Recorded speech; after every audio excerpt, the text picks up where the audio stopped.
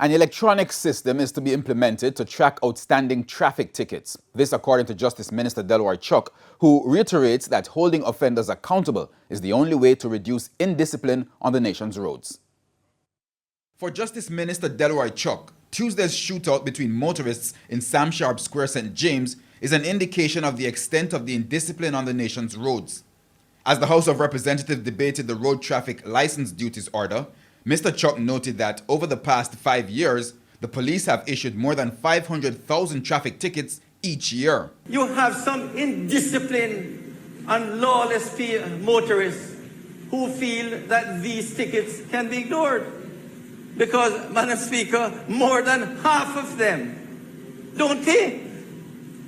They're collecting traffic tickets like confetti. An unpaid traffic ticket automatically becomes a subpoena for a court appearance. But he says the vast majority do not show up to court.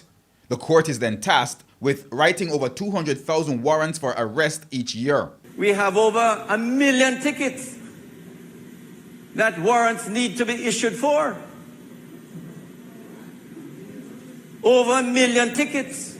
And it means, Madam Speaker, the best and easiest way to do it is to do it electronically. And these over 1 million tickets, Madam Speaker, that exist in the courts.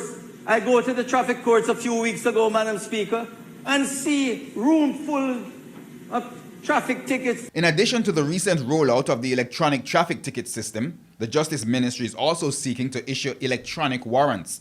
The Road Traffic License Duty Order was passed in the lower house, which should see the new Road Traffic Act 2018 being implemented in coming months. With its implementation, persons with outstanding tickets will not be able to renew their driver's license or renew the registration for vehicles linked to the offenses.